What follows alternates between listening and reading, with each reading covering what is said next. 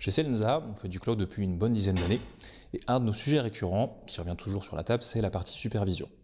Quand on parle de supervision, donc on va se faire une petite définition. Pour faire simple, on va déterminer 3 domaines. On va parler de la partie inventaire, la partie métrologie et puis la partie gestion des logs. L'inventaire, c'est avoir une vision à un instant T d'un environnement bien défini. La partie métrologie, c'est plutôt récupérer des métriques de performance de type CPU, RAM, espace disque sur justement cet environnement dont on veut avoir l'observabilité. Et enfin, la partie gestion des logs, ça va être tous les journaux de type OS, de type application, ou encore même de type réseau, ou si c'est un environnement cloud, de type journalisation des appels d'API. C'est un sujet bien entendu qui est complexe, et qui l'est encore plus quand on parle d'environnement hybride, et donc du coup on doit trouver des solutions à ce sujet-là. Stanislas, qu'est-ce qu'on peut faire sur Azure sur ce sujet? Alors sur Azure, quand on va parler d'hybride au sens général, il y a un portfolio de services qui s'appelle Azure Arc qui vient naturellement dans la discussion. Et Azure Arc, comme je le dis, c'est un ensemble de services dédiés à être utilisés en mode hybride, c'est-à-dire avec des choses dans Azure et des choses qui sont à l'extérieur des data centers de Microsoft.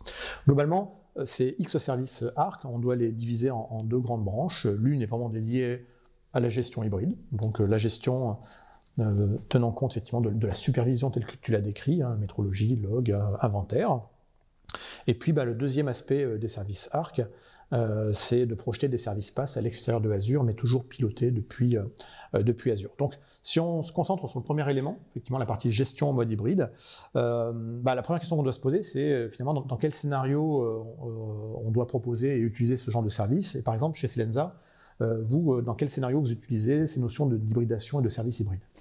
Effectivement, chez Selensa, on va accompagner nos clients dans leur transformation, leur adoption du cloud. Et donc les scénarios classiques, c'est comment est-ce qu'on fait pour migrer vers le cloud et rajouter, avoir des nouveaux services qui vont être cloud native ou des environnements hybrides. Donc, du coup, ça va amener forcément un nouveau set de solutions, puisque comme on pousse plutôt la solution de type PaaS, plateforme as a service, on a des solutions dédiées dans le cloud de type par exemple Azure Monitor ou Log Analytics ou Sentinel pour la partie sécurité, tout à fait, ou encore Defender for Cloud. C'est des solutions qui vont nous permettre de prendre en compte cette fameuse supervision dont on a parlé tout à l'heure, mais il y a une problématique, c'est qu'on a déjà des environnements dans ce qui n'était pas dans le cloud. Donc du coup, la question qui se pose, c'est est-ce qu'on multiplie des nouveaux sets d'outils, la partie on-premise et puis la partie cloud dont on vient de parler, ou est-ce qu'on essaie d'unifier pour avoir une seule façon de gérer les environnements qui sont du coup et on-premise et dans Azure. C'est des solutions qui sont un petit peu importantes, des questions importantes à répondre. Et donc du coup, on doit trouver un moyen d'y répondre. Alors du coup, effectivement, Arc est une réponse à ce genre de problématique. Première chose, c'est qu'avec Arc, en fait, on va pouvoir matérialiser comme des ressources Azure des choses qui techniquement ne sont pas implémentées physiquement dans les data centers de Microsoft.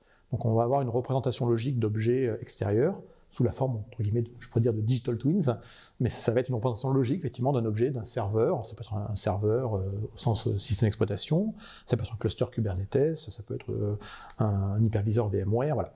Et on le représente sous la forme d'un objet logique dans Azure, et comme ça devient une ressource Azure, au sens logique du terme, ça veut dire que ça fait partie de l'inventaire global. Donc en gros, on peut servir du coup de l'inventaire d'Azure pour voir l'ensemble de son parc, et ne pas avoir qu'une vision qui est la partie qui est dans le cloud public, mais la vision globale, avec effectivement ces fameuses représentations logiques des objets qui sont à l'extérieur des data centers de Microsoft. Voilà. Donc ça c'est le premier élément, donc inventaire unique. Et puis du coup on va passer après par des solutions de type agent. Donc on va installer des agents dans des systèmes d'exploitation hors de Azure, dans des clusters Kubernetes hors de Azure. Et puis ces agents vont permettre de remonter de l'information et donc de collecter notamment, on parlait des logs tout à l'heure, on parlait de la métrologie, et de ramener tout ça finalement dans un seul endroit qui est Azure Monitor Logs, pour être traité au même titre qu'on traite aujourd'hui les événements et la métrologie des ressources qui, elles, tournent vraiment dans les data centers de Microsoft.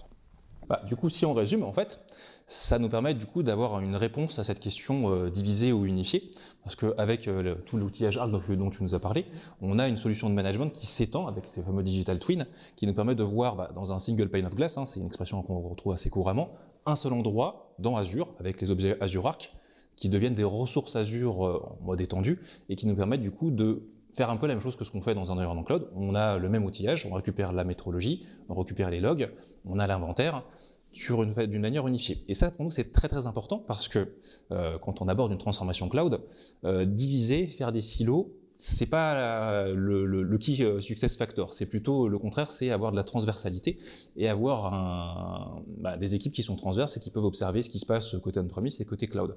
Donc Azure Arc nous permet de répondre à cette question de unification des environnements et donc du coup une meilleure adoption, une meilleure collaboration des équipes et éviter des frictions qu'on pourrait avoir si on séparait les environnements d'une autre manière.